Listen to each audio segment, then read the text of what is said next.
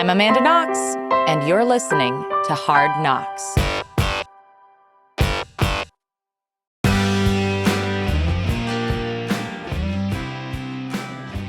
Today on Hard Knocks, we have my friend Yascha Mounk, a writer and academic known for his work on the crisis of democracy and the defense of philosophically liberal values. He is the author of The Identity Trap, a story of ideas and power in our time, which is about the origins of identity politics and the threats it presents to liberalism. Yascha and I talk a lot in this episode about political violence, about feelings of personal cynicism in the realm of politics, and how to overcome that and reestablish faith in, democratic and liberal ideals, in communities, and in friendship. So please enjoy.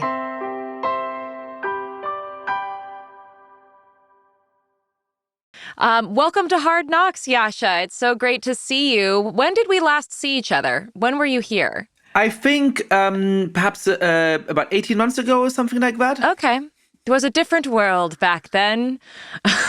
It was. How are you feeling these days? Are you feeling very optimistic about the world, very pessimistic about the world? What's going on with you? Well, we're recording this a few days after the assassination of Charlie Kirk, and I have to say that I'm feeling more pessimistic about America than in just about any other time. Both because there was obviously a horrible political assassination of somebody, but also because of the reaction to it. At the beginning, I think most Americans were, irrespective of the opinion of Charlie Kirk, and I personally come from a very different set of political convictions and have some fundamental disagreements with him.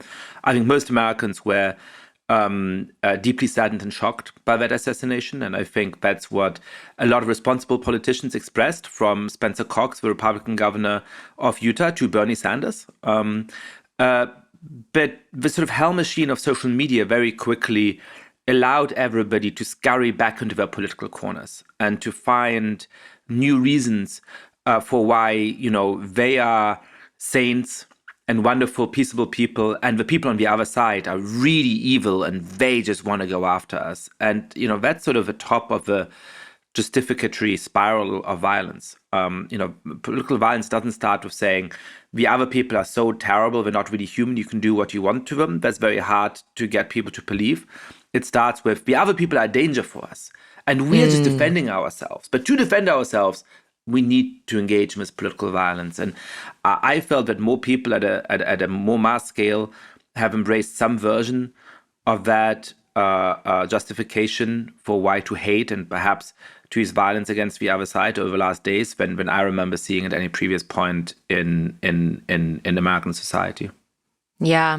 I actually had a really interesting interaction with a friend of mine who was taking the assassination really, really hard. And he said that he was afraid to bring it up with me, of all people, because he knows that I'm I'm a very liberal, arguably progressive in certain ways kind of person.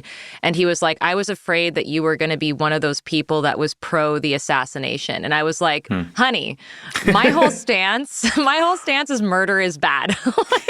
I don't care who's doing it. Murder is bad.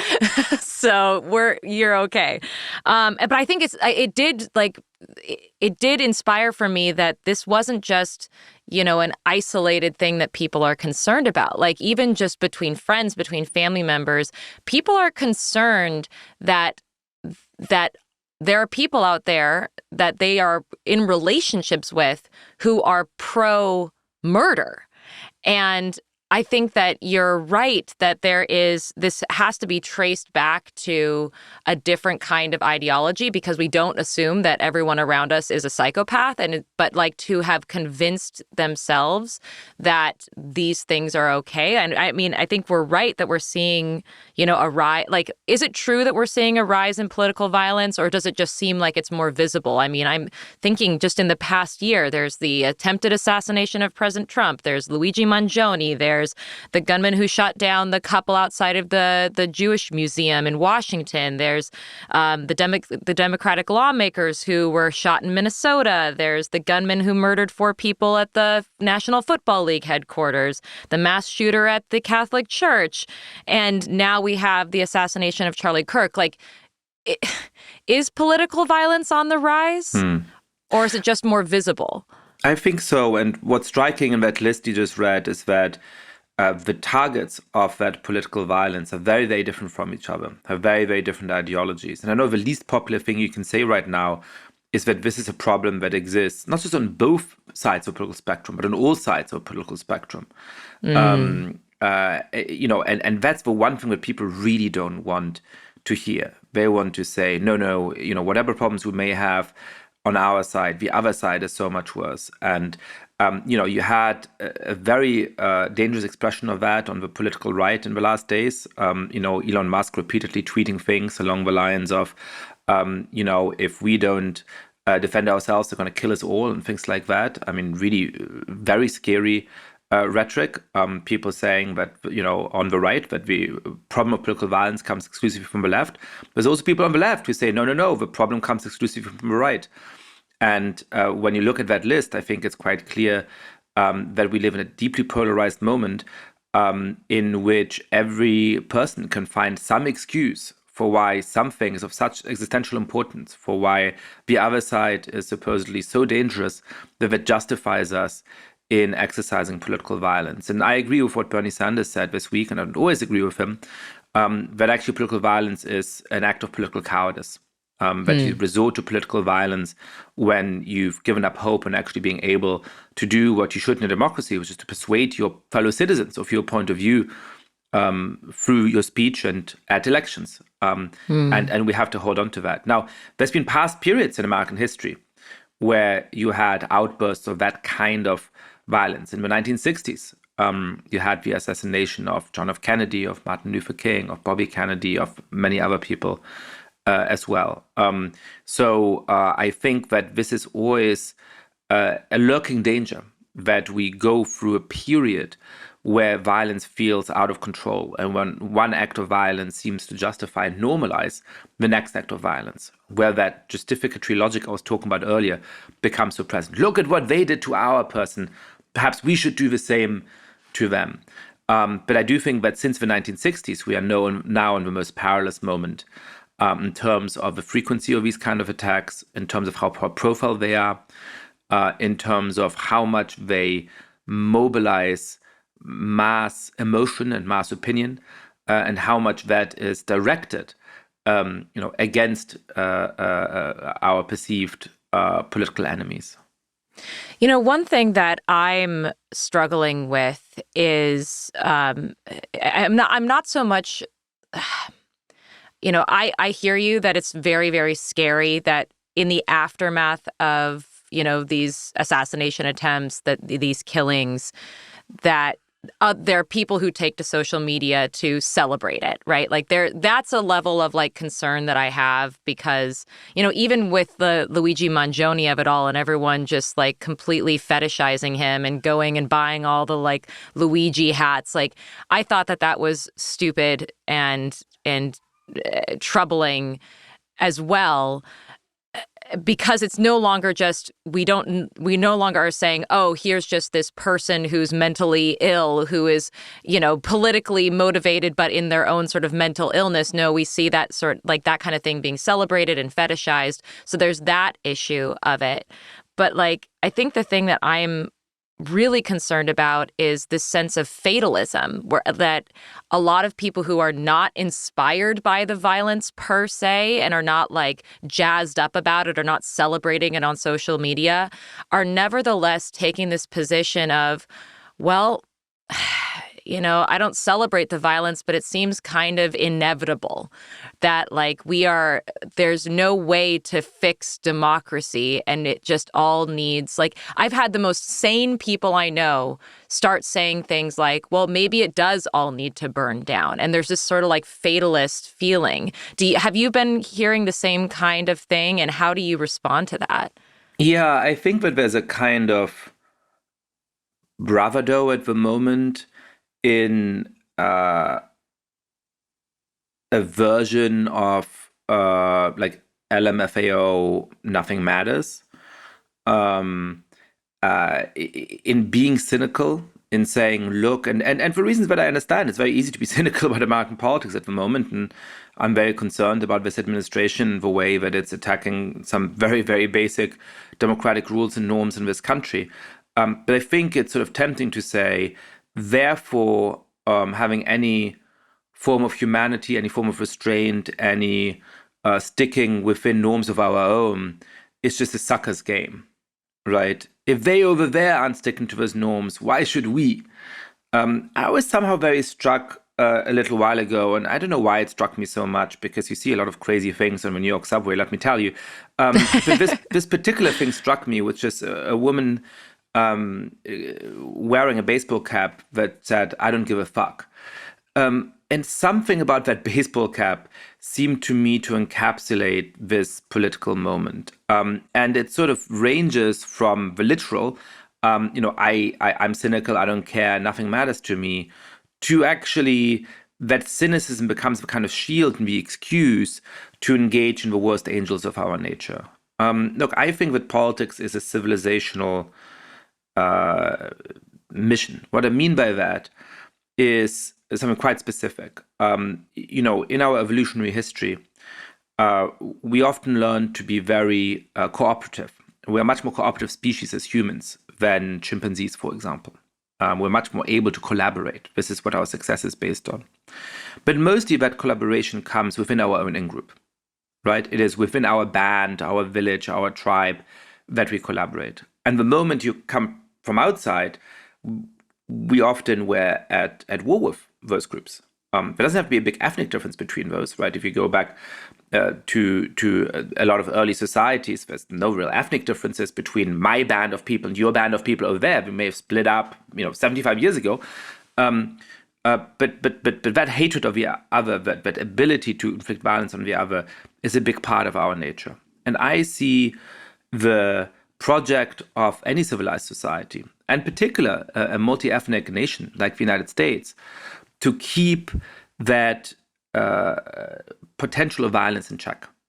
To say, no, we have norms, we have ideals, we have values. And of course, we have police and rules that are supposed to stop that kind of violence, that make sure that we actually are capable of calling on the best angels in our nature and rejecting the worst. And I find that at the moment, two seemingly very different ideologies are on the rise, which have a commonality of giving people excuses to attack that civilizational mission. And one of that is on the far right, to say, actually, the only thing that matters is that you're part of a particular race, a particular religious group, have a particular kind of passport, that you support the right political candidate, whatever exactly it is. It differs in different spaces. And you don't owe anything to somebody who doesn't share those characteristics. To them, you can do whatever you want. But another is on the left, on the part of the political spectrum that I am rooted in and grew up with and so on, where there is, I think, sometimes a form of identity politics that says, actually, the truly important and the most important thing about you is, your ethnic identity, your religion, your gender, your sexual orientation, and you should fight for the interests of that group, and everything else is less important. And I think both of those are ways of betraying the set of values that has allowed us to cooperate imperfectly with injustices, but on an impressively large scale in a deeply diverse country like the United States. And what worries me about this moment is how strong those two excuses are becoming. Yeah. Do you think, and it just occurs to me now that you're talking about this, but it didn't occur to me just now, or until just now, that political violence is also a form of vigilantism, which is a belief that the institutions that are supposed to protect us all generally are distrusted or broken down, and therefore individuals take it upon themselves to exercise violence as a form of countering like someone might the in the mind of the person, like whoever they are attempting to assassinate is somebody who needs to be controlled or who is inflicting some kind of violence through whatever they're doing. Again, like even just the sharing of certain ideas can be viewed as a kind of violence, as an existential crisis. And as a vigilante, they do not have faith that the institutions are going to protect them, and so they are going out of their way to protect themselves. I mean, when I was looking back on your book, The Identity Trap, The Story of Ideas and Power in Our Time, and trying to think about how we can trace the origin of what's going on today in the similar way that you were tracing the rise of wokeness and identity politics. I do think that they're connected and that it's relevant. And one of the things that is true is that, societies don't have a perfect track record of upholding ideas, and they do, have governments and societies do inflict suffering and injustices on minority groups, and sometimes those minority and marginalized groups have had to push back, either in terms of like celebrating and taking pride in their identities, or in nonviolent means or sometimes violent means. And I'm wondering like how all of that plays a role in how we think about how we're relating to each other and whether or not we can have faith in any kind of institution, or if it becomes a sort of free-for-all. Yeah, and I think you're absolutely right with the question of whether or not people are able to put some faith in the institution is crucial. It's when they give up that faith that those forms of vigilantism or political terrorism or other excuses for political violence become so tempting. So here's how I think about this. Obviously there were huge injustices in the history of the United States, indescribable injustices. The history of slavery is the most obvious example, but there's other examples and other groups that have been maltreated in very deep ways in the history of the United States, as there have been in the history of just about every society around the world. Now, I actually think that we have made, despite the bleak political scene today, very significant progress on those things. At the inception of this country, African Americans were enslaved in the most horrific way. Today, the average African American has a higher income than the average European citizen, than the average citizen of the European Union. And while there are obviously still some members of that community that are deeply marginalized, that suffer in a deep and direct way the consequences of long-running injustice, there's also a huge and thriving black middle class and upper middle class and upper class in this country, really accomplished individuals who have significant positions of influence and power, where they're able to contribute to our nation with their talents. I think we have to recognize both of those things. Now, how do we get here? How do we make that imperfect progress? It seems to me that we made it absolutely through organizing, through some radical forms of politics, but forms of politics that always called upon the best angels of our nature. Forms of politics that said we need to live up to the founding ideals of this country, even if we never have done so far. So you look at something like the famous speech that Frederick Douglass gave to mark the 4th of July, the national holiday. He, at a time when slavery was still in the books in the United States, and he said, look, this is hypocritical. You talk about all men being created equal and how wonderful the Declaration of Independence is, and yet my brethren are still enslaved. When he could have said, and therefore rip up this document. This is ridiculous, right? Like, I don't believe in any of this. But he said, no. So if you are serious in your adherence to this noble ideal, then you got to act upon it. Then you got to join the cause of emancipation. When you have to fight against these injustices. When Martin Luther King pointed out that the check which the Bank of Justice had written to African Americans had never been honored, he could have said, rip up that check, burn down the Bank of Justice. He did not say that. He said, now finally it's time for the Bank of Justice to honor this. So the way we've made progress in American history is by people demanding, not asking nicely, demanding through political activism in peaceful means, that our founding ideals be honored, that they be truly included under those aspirations. And what's specific about one part of the left, not all of the left, but one part of the left which was particularly influential over the last few years, was the explicit rejection of that. When you look at some of the founders of what's called critical race theory and some of those other movements, very interesting people, very interesting scholars for whom I have a lot of respect. People like Derek Bell, one of the first black law professors at Harvard, they explicitly set themselves up against the civil rights movement. They explicitly said in one of his first academic articles, perhaps the idea of founding schools that are truly integrated was a mistake. Perhaps we should have had schools that were separate but truly equal. Perhaps instead of integrating schools, we should have just given more resources to primarily black schools. They mocked key songs of the civil rights movement, like "We Shall Overcome," as silly kitsch that he did not believe in. They explicitly rejected some of the universalist values, which I think have allowed us to make that fitful, imperfect progress. So when you're asking, are there still injustices in America today? Of course there are. How do we make progress? Well, as somebody who believes that we have made tremendous progress over the last 200 years, I think we continue to make progress by demanding that we live up to those values. But people who are much more pessimistic, who say, as Derek Bell did, that we basically haven't made any progress, that America is as racist today as was 50 years ago or 200 years ago, then you're going to say, so burn the whole thing down, right? Like, how else can we make progress? Why should we be bound by any of this? Let's just burn the whole thing down. And that's, I think, a normative mistake. I think it doesn't offer a vision for how we can actually ever have a decent country. And it's also a strategic mistake. Because in an all-out race down to violence, I don't think that it's, the progressive left that's going to win in this country.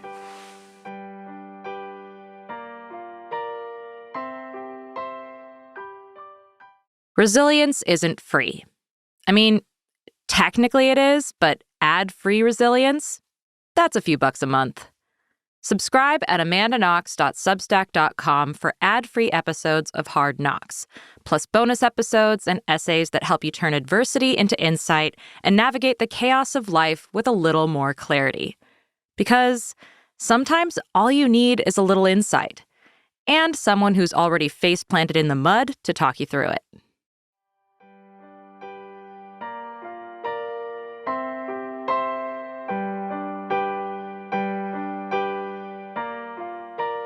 Can we sit with Derek Bell for a moment? Because I wonder if that's actually a really good example of how someone might be radicalized in that way, where it's his own personal traumatic experience that has led him to certain conclusions, because he didn't just, start out as a theoretical anti-civil rights, person. He was a civil rights attorney who was, working on desegregation. But then as a result of his work, instead of there being better schools, there was, desegregated schools and everybody's now getting equal resources, what he saw was, white students being taken out of public schools and being brought into private schools, and how, white people were removing themselves from communities. And so these technically integrated schools were now still predominantly Black and still under-resourced and underfunded.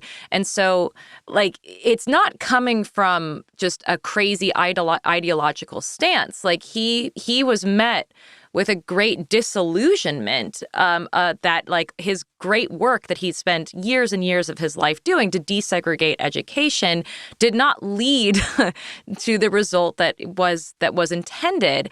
And I wonder if that disillusionment is a part of what we're seeing today, that people are losing faith in these ideals and these and instead they're saying, well, what's practically happening, and how do we confront what's practically happening due to the ugliness of human nature? Yeah. So look, I agree with you about Derek Bell. I mean, I enjoyed as I was writing my book, The Identity Trap, learning about his biography and reading his writing, much of which is very insightful. He was a trailblazer. At every step of his education, the first black student at his law school, or one of the first black students at his law school, joined the Department of Justice when very, very few black attorneys were working there. Went on to work for the NAACP when it was doing heroic work, suing school districts, but also small businesses and other institutions throughout the American South in order to get them integrated. He was clearly very good at that work. And the reasons why he became frustrated with the slowness of that progress were in many ways understandable. Right? One frustration he had is that he would sue a school district on behalf of some student, right? I mean, you have to have plaintiffs in the United States. You can never have sort of abstract lawsuits. There always have to be somebody who's harmed. And so they would sue on behalf of these, 14-year-old kids who wanted to have access to, the local school. And normally that took a long time. Right, the judicial system is slow, and by the time that they won those cases, and they did usually win those cases, the kid had graduated, so he didn't actually profit from this. Right, that's a very reasonable thing to be frustrated by. Right, there were in fact some injustices in the way in which schools were integrated, where sometimes black teachers were thought to have lesser qualifications because they had been excluded from many of the white institutions where the supposedly better qualifications had been given out. And so the moment the school was integrated, those black teachers lost their jobs, right? But that obviously is a deep injustice. So there's deep sources of frustration that Bell pointed to that are perfectly reasonable. I still think that the solution he came to was wrong. That both the empirical conclusion he drew, which he stuck to until the end of his life, he died in the early 2000s, that America had just always been as racist as at any other stage, that the form that racism in America takes changes form, but America in 2000 was as racist as in 1950 or as racist as in 1850. I just think that's a mistake, and I think that's offensive. Because despite the serious injustices that America still suffers from, to say that a black American living in the year 2000 is as constrained in their possibilities, has as much freedom taken away from them as somebody who is suffering the unique evil of chattel slavery, is, I think, actually offensive to people who are enslaved. But secondly, I think he just took the wrong lesson about how to remedy this. Making progress is a really hard business. And most societies in the history of the world have been deeply unjust in all kinds of ways. I often say this in politics, name the worst society you can possibly imagine. And it is just hell on earth. I mean, whether that is North Korea today, Cambodia under the Khmer Rouge, Europe under the Nazis. Just unimaginable horrors. Imagine the best society you can possibly picture today. And I promise you, I'll introduce you to somebody in that country that's going to say, yeah, there's some good things about whatever you want to say, Finland, or I don't know what your mind went to, right? But look at all these bad things here. And it's like, perfection is hard in politics, right? The best place is always going to have still really bad things about it. I think that we've been able to get towards a much more just place where people of all kinds of different identity characteristics have a genuine freedom to live their lives as they choose and be treated with decency and have resources and have an outlet for their talent that is far superior to where we were 50 years ago, where we were 100 years ago, where we were 200 years ago, or where most other societies in the history of the world have been. And we can keep having aspiration. We can keep fighting to make a better society. But I think to say, hey, because integration came with a bunch of injustices, perhaps we should have given up on it. Perhaps we should have just resigned ourselves to an America where black kids are always going to go to the black school. And let's make sure that it has better resources, but it's still going to be the black school. I'm skeptical that the black school, if we keep it segregated in that way, is going to have the same resources in a society that, according to Bell, is so deeply racist. I'm not sure that that's a realistic political prescription. But B, I think that's giving up on what the ideal of our society is. I don't want to live in a society in which I can look at the color of your skin and know who you're voting for and how you're going to be behaving and what your values are and which school you went to. I want to live in a society where I can't draw all of those conclusions just by looking at your appearance. Yeah, I think that's one of the interesting problems with that you point out in especially the evolution of identity theory, because there's this conflict, right? Like there's this idea that you can't be essentialist about anything because, there's this impulse to say everything is a social construct and therefore there's nothing essentialist about anyone. But then you see the use of what is called strategic essentialism taking hold, where you say, well, it's all a social construct, but in practice, here's how this community thinks and represents itself and wants and believes in. How do you see, first of all, can you explain that a little bit better than what I just did for those who might not be familiar with this sort of like internal tension, like ideological tension within that identity politics world, and how that plays a role in what we're seeing today? Yeah, no, that was a good explanation. It comes from the thought of Gayatri Spivak, who is an Indian literary theorist who teaches at Columbia University for most of her life. And she's saying that, a lot of the people she's influenced by emphasize that, the group categories we tend to use are really simplifying, really essentializing. It's really easy to say, especially in a society with a lot of prejudices, this person is a woman, so they can't do X. This person is black, so they can't do Y. And so there's a tremendous amount of skepticism at the time in left-wing circles about using group descriptions in your politics because they so easily lend themselves to these forms of prejudice. And what Spivak says is that those who conclude from this that we should give up on these kind of group appeals may have a point when we talk about relatively privileged groups. She has in mind two theorists who said that intellectuals should no longer speak for the workers and proletarians in France should be able to speak for themselves. And she said perhaps that's true of proletarians, of working class people in France who've probably gone to school, are probably literate, have some financial resources. But the people where I grew up, she says, in Kolkata, in West Bengal, in India, a lot of them, they're not literate. They didn't have a chance to go to school for very long. They really have very, very, very little money. They have no real resources for advocating for themselves. And so somebody needs to speak on their behalf. And to speak on their behalf, you need these group identities. And so even though these essentializing group terms might philosophically be wrong, for practical political purposes, we need to use them. We need to use them strategically. So Spivak defended something she called strategic essentialism. And you see that kind of double pincher movement in a lot of progressive spaces today, where on the one hand, it's always repeated and emphasized that race is a social construct, right? Race is not real. And then in the next breath, we talk about race as though it was real. We engage in what the great African-American scholars Karen and Barbara Fields called racecraft, in this sort of weird incantation in which we start talking about race as though it had this very real existence in the world. So race is just a social construct, but we need to defer our political judgment to black and brown women, right? And you hear those kind of things said in those spaces. And the fear with that is that quite quickly it can lead to pedagogical practices and to ways of speaking that actually becomes hugely simplifying and that train people to think in terms of those categories that can easily be abused. So one example of this is that particularly many private schools around the country, and as my friends have kids that get older and older, I increasingly hear of them experiencing this firsthand.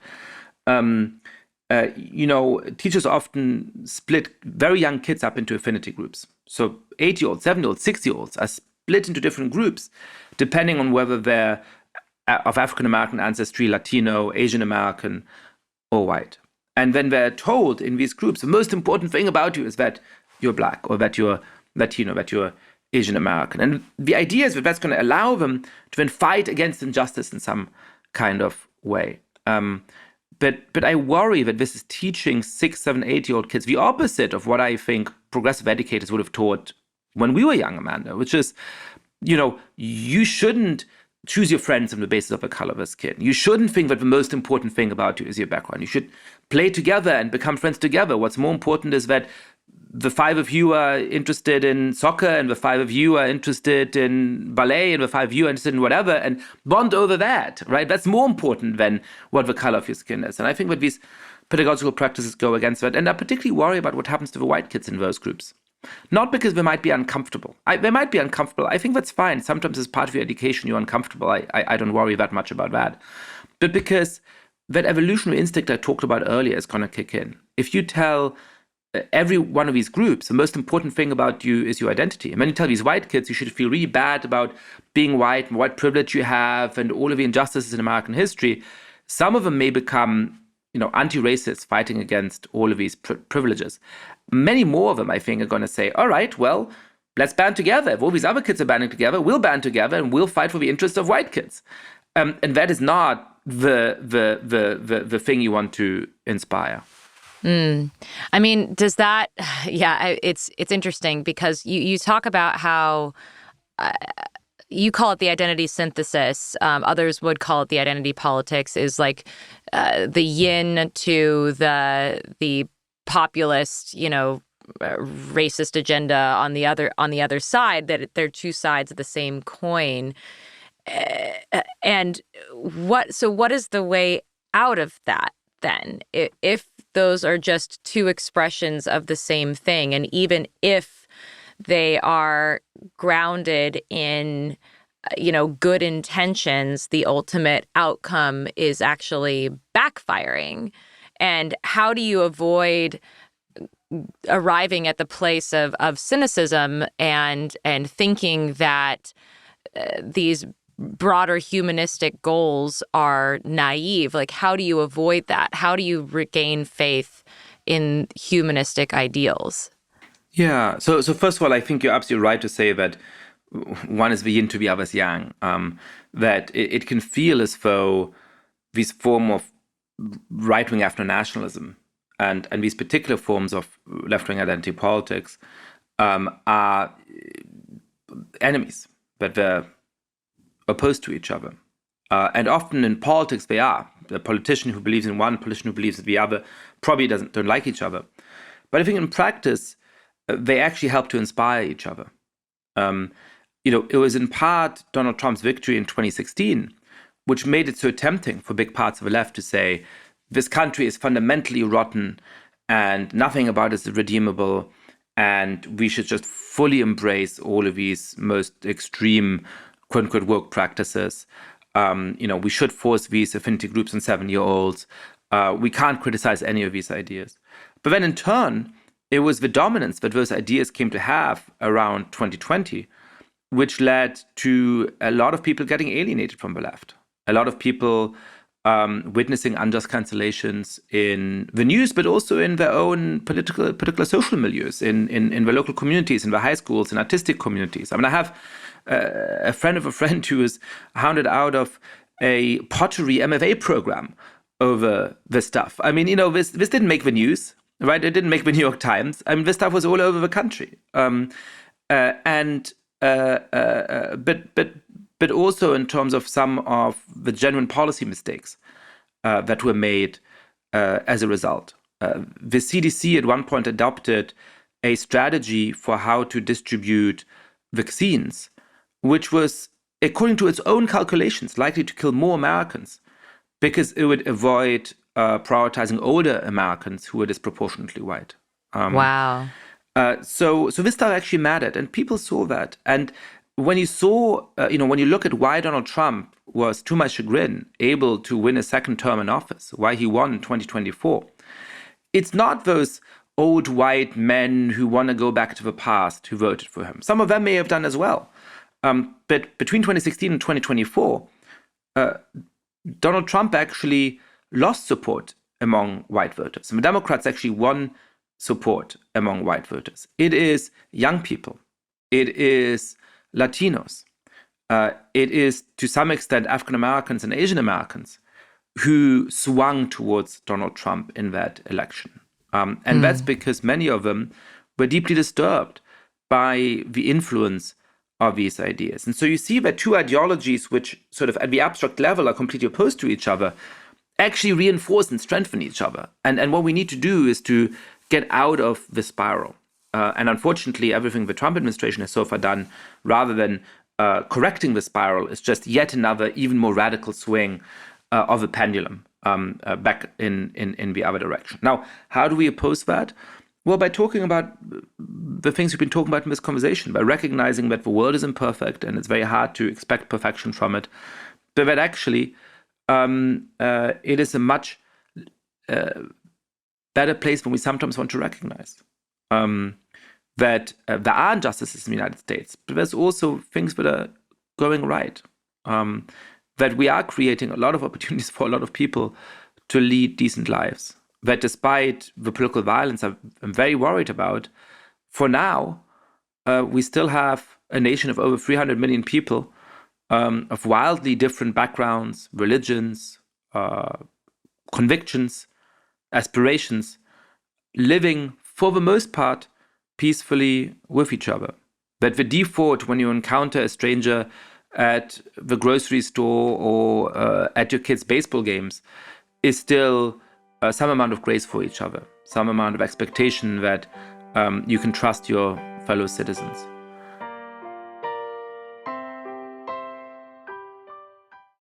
This isn't therapy, but it might help you live better. On Hard Knocks, we ask, how do you move forward when life sideswipes you? How do you find meaning in the mess? If you're into those kinds of questions and want ad-free episodes, extra content, and essays to dig deeper, subscribe at amandaknox.substack.com. I can't promise I'll fix your life, but I can make you feel better about how weird it already is.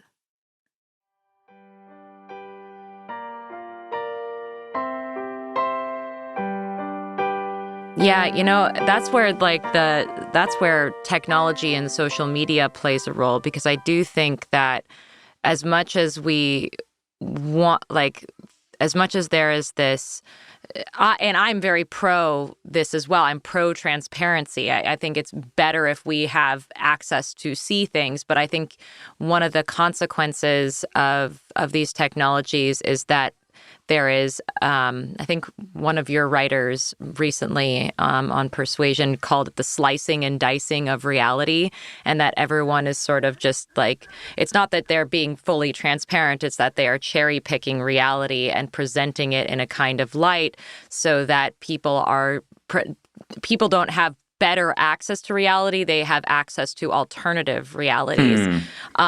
So that's an issue. Or partial realities. Yeah, partial realities that are, they are created to motivate a certain kind of ideology or action. And I wonder, first of all, what your thoughts are about that. So let me just ask that question. What are your thoughts are about that? Yeah, no, I agree with you completely. I was thinking about that in the aftermath to the assassination of Charlie Kirk. Well, there was definitely pieces of quote-unquote misinformation going around. Again, both in the left bubble and in the right bubble. A lot of people in the left bubble ended up believing, for which at the moment, at least as we're recording, there's no real evidence that the assassin may have been part of the so-called Groyper army, that he may have come from the extreme right, inspired by people like Nick Fuentes and so on. And then on the right, there was all kinds of false claims about the ideological motivation of the assassin before that was firmly established as well. So there were forms of misinformation. But for the most part, that's not what was going on. For the most part, what I saw was people pointing to true, slightly distorted things in order to justify their worldview. I was really saddened by how many people, including some people I know, have as acquaintances, were sort of making excuses for the assassin. That definitely existed. But it wasn't the predominant reaction, at least at first, in my social circles. But if you looked at some of those right-wing accounts, they were saying all of the left is celebrating it, right? They all want all of us dead, right? And so you point to real things, right? You point to actual tweets, actual things on Bluesky, actual things that people said. But you so over-focus on those particular things that partial reality, a part of reality that makes me very sad, but I'm very worried about, becomes the whole reality.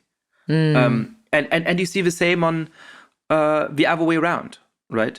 And so, yes, I worry less in some ways about quote unquote misinformation and more about the ability to present a misleading picture based on things that are largely true, and the ability or the incentives of social media to say, you ever disagree with your own tribe, you ever stand up to your own tribe, you ever a little less angry than the next person, we're going to start coming after you.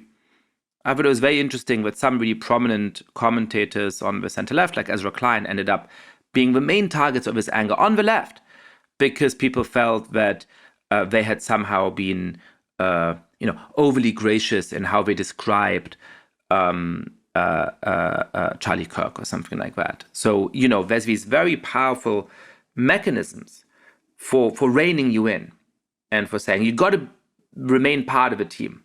And the moment you step one step out of what's seen as being fully part of a team, we're going to come after you. So you better stick with us, or the whole power of the social media mob is going to come after you. It feels really discouraging to be part of a community. I don't know. It seems like, what are the benefits of being a part of a community if what it feels like today is less that you're going to feel supported and cared for by your community, and more you're going to be like policed and scolded. I think that it's a lot like just thinking about how my listeners can respond to these kinds of things. I think there is this element of, well, like in your own personal life, you can make a personal choice about what is important to you. And you can exercise, like you as an individual can act according to the ideals that you care about. And those can be, like being a peaceful participant in your community or whatever. But then there's the question of being a part of a community. And I'm just thinking back to my friend who said, I was afraid you were going to be one of those pro-murder people, like just because of how you might feel about the politics of this person or another. And I was like, honey, I'm always anti-murder. Like, I don't feel like I should even have to like say that to somebody. But like, there is this like fear that like, even within our closest relationships, those can be fractured. And I feel like maybe one of the sort of saddest forms of cynicism that has taken hold is like this inability to have faith in each other. How do we regain? Do we need that? And two, if we do, how do we regain it? Yeah, a few thoughts about that. The first is that there I think I'm all in favor of political activism, and I'm all in favor of getting engaged politically and fighting for your values. But I think you just need to be conscious of the fact that often the most activist and political communities are the ones that are most reckless in dropping somebody for imagined infractions. And I think, by the way, that's true on the left and on the right. Certainly I've seen a lot of that happening in my social circles, which are more on the left, over the last 5 or 6 years.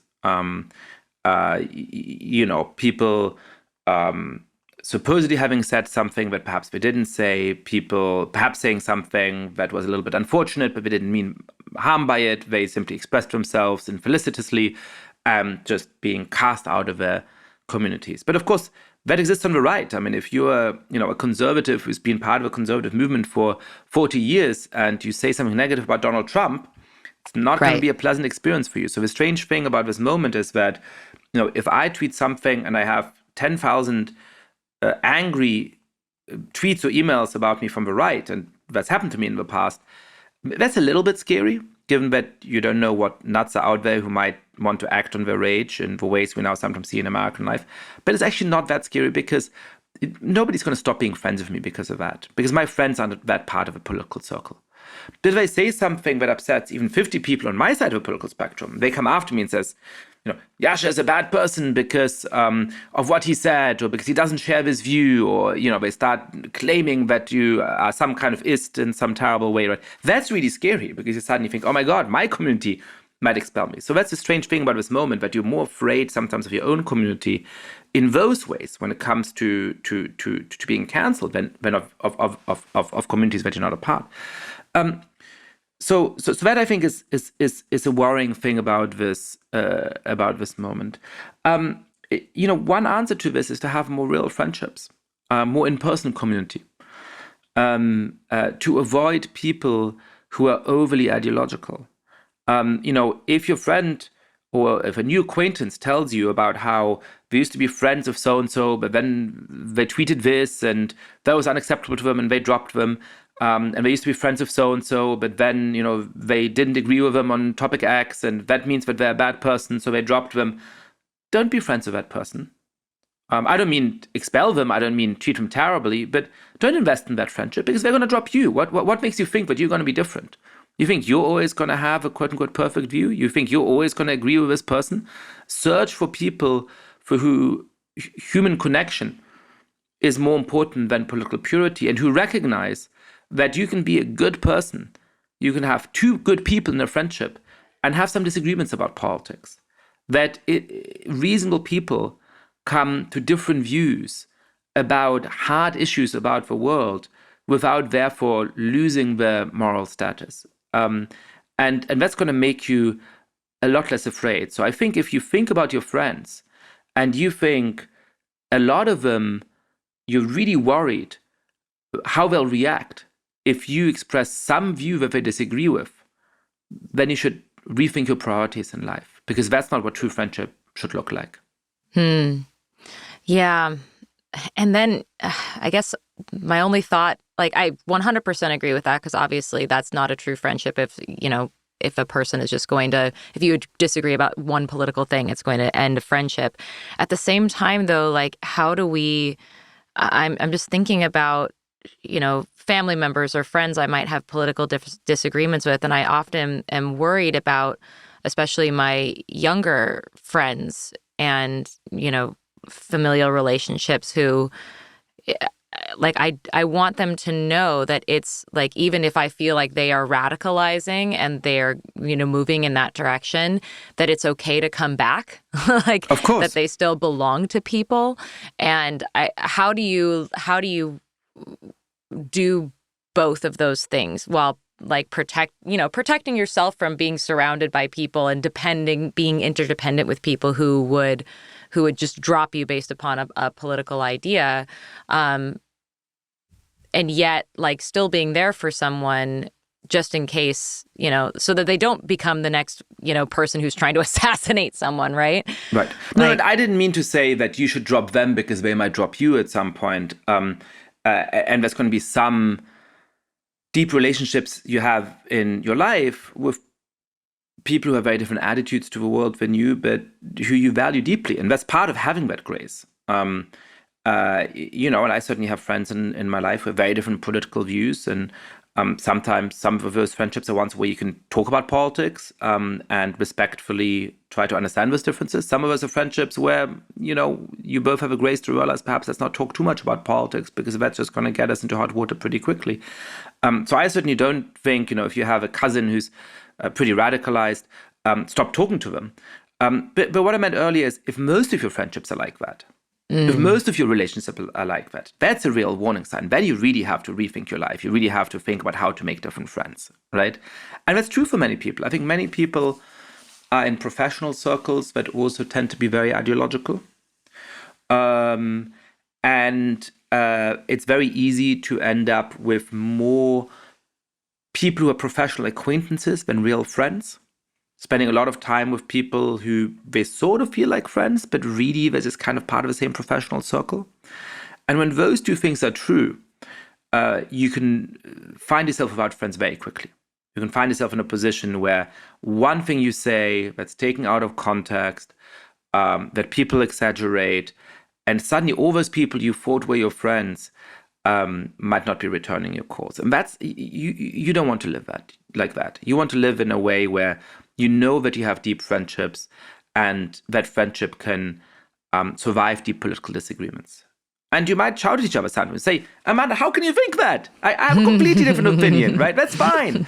But I'm still going to have you back. And I know you're still going to have my back. And, if you listen to this and thinking, wow, I wish I had that, that's really not what my friendships are like. You can have friends like that, right? Try and invest in some friendships that do feel like that. So it doesn't mean you have to cut contact with all the people who are not like that. But that's something that every human being deserves. And you should go look for that. Where can people follow you and check out your work, Yascha? So I have a podcast called The Good Fight. I edit a magazine called Persuasion, which you can find at persuasion.community. And I have a Substack where I post not just my podcast, but also a weekly column at yaschamonk.substack.com. And finally, if you were intrigued by some of these ideas we discussed about identity politics, the paperback edition of that book is out just now. So, go to your local bookstore or wherever else you get your book and order The Identity Trap. Wonderful. Thank you so much, Yascha. It was so great to reconnect with you. Thank you, Amanda. Really enjoyed this.